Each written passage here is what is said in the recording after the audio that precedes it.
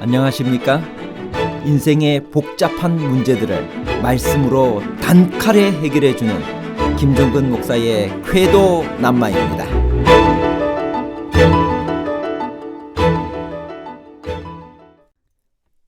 이럴 줄 알았어요. 그런데 어쩔 수 없었어요. 알면서도 죄를 짓고 이런 한탄을 해본 적이 있으신가요? 발람은 선지자였지만 탐욕의 우상 숭배에 빠져 있었습니다. 사탄은 우리의 가장 연약한 부분을 잘 알고 그 틈을 공략하여 우리를 시험에 빠지게 합니다. 하나님이 발람의 고집을 허용하신 것은 하나님이 원하시기 때문에 주신 지시적인 의지인가요? 아니면 인간의 고집을 허락하시는 허용적인 의지인가요? 지시적인 의지와 허용적인 의지에 관한 복잡한 문제를 하나님 말씀의 가르침으로 명쾌하게 해결해 드리겠습니다. 이스라엘이 40년 광야 생활을 거의 끝내고 마지막으로 진을 친 곳은 어디인가요? 요단강을 건너 여리고를 점령하기 전까지 이곳에서 무슨 일들이 있었나요? 민수기 22장 1절. 이스라엘 자손이 또 진행하여 모압 평지에 진쳤으니 요단 건너편 곧 여리고 맞은편이었더라. 모압 평지는 여리고 맞은편 요단강 동편에 위치한 광활한 초원이었습니다. 원래 모압에 속했었지만 아모리인들에게 점령당한 후에도 여전히 모압 평지라고 불리우고 있었습니다.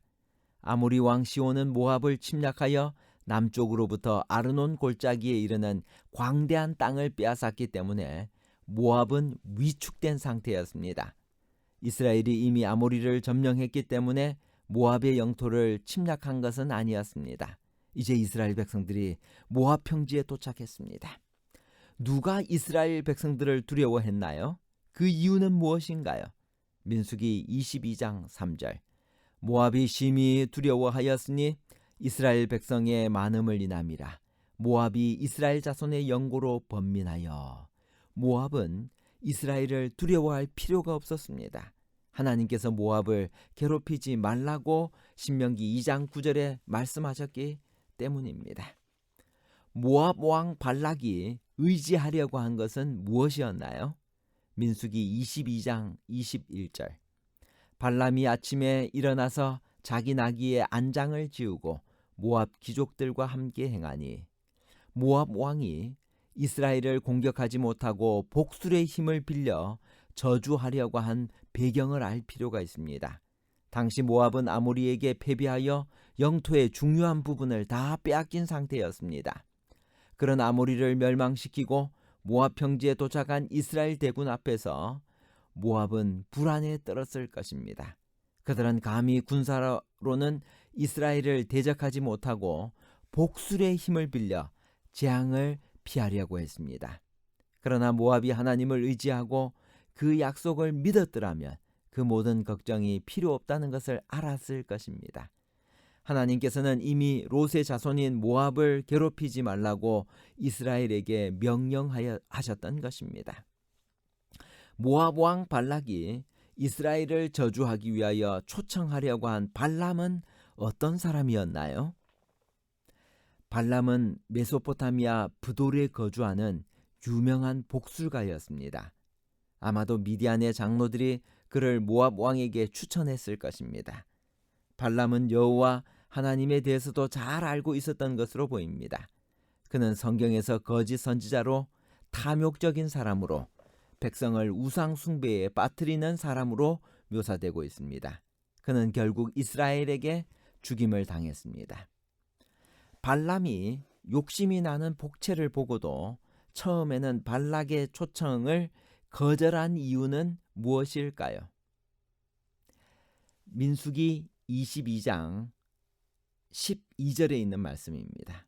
하나님이 발람에게 이르시되 너는 그들과 함께 가지도 말고 그 백성들을 저주하지도 말라. 그들은 복을 받은 자니라.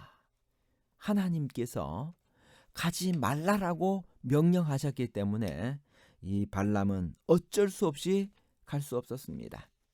발람이 두 번째 초청을 받았을 때는 왜 하나님께서 발람이 모압에 가는 것을 허락하셨을까요?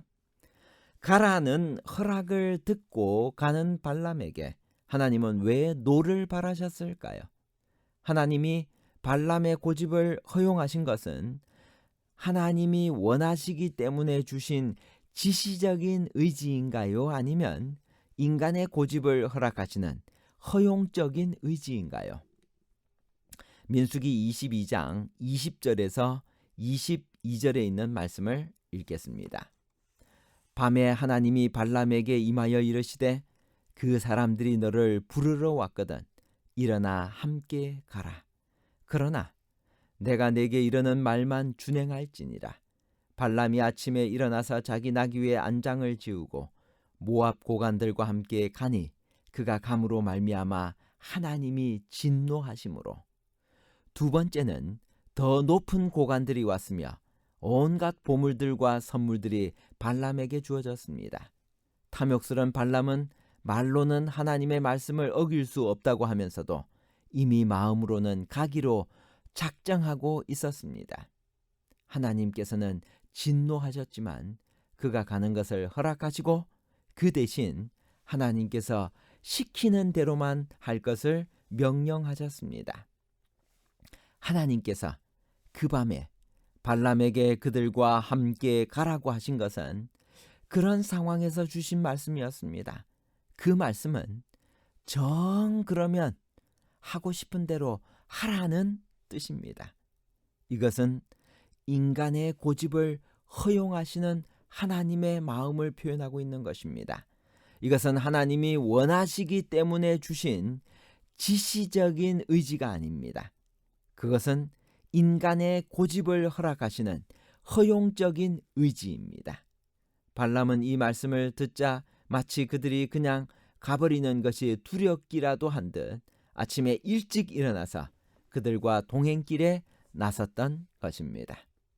그는 다음과 같은 엘렌 G 화이트의 말대로 교묘하게 순종을 가장하여 뇌물과 권력에 대한 탐욕에 사로잡혀 있었던 것입니다. 부조화 선지자 439페이지에 있는 말씀입니다. 하나님께서 우상 숭배라고 선언하신 탐욕의 죄는 발람을 기회주의자로 만들었으며 이 한 가지 죄를 통하여 사탄은 그를 완전히 지배하고 있었다. 그래서 하나님은 발람에게 진노하셨던 것입니다.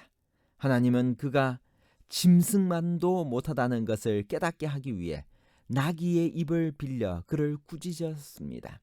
그는 불의의 삭을 사랑하다가 자기의 불법으로 말미암아 책망을 받되 말하지 못하는 나귀가 사람의 소리로 말하여 이 선지자의 미친 것을 저지하였던 것입니다. 그런 상황에서 그가 발락의 사자들을 따라 나선 것은 미친 짓이었습니다. 그것이 바로 발람의 어그러진 길입니다. 하나님은 다시 발람을 살려주시면서 그 사람들과 함께 가라. 내가 내게 이르는 말만 말할지니라고 당부하셨습니다. 그는 하나님의 영의 감동 아래 발락이 여러 번에 걸쳐 저주를 부탁하여도 이스라엘에 대해 축복만 합니다. 그러자 발락은 발람에게 그들을 저주하지도 말고 축복하지도 말라고 외칩니다. 발람을 매수하려던 발락의 계획은 그렇게 끝나는 것 같습니다. 그러나 그는 끝내 발락의 제안을 완전히 벗어버리지 못합니다. 그의 탐욕이 다시 그를 사로잡았던 것입니다. 나귀 사건에서 우리가 배울 교훈은 무엇일까요? 민수기 22장 21절. 발람이 아침에 일어나서 자기 나귀에게 안장을 지우고 모압 귀족들과 함께 행하니 발람은 탐욕과 야망에 눈이 어두워 그의 나귀도 분별할 수 있는 하나님의 천사를 분별할 수 없었습니다. 가축에 불과하지만 하나님의 사자를 본 나귀 때문에 발람은 목숨을 건졌습니다.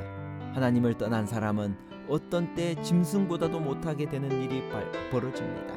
발람 같은 유명한 복술가도 나귀의 책망을 받았던 것입니다.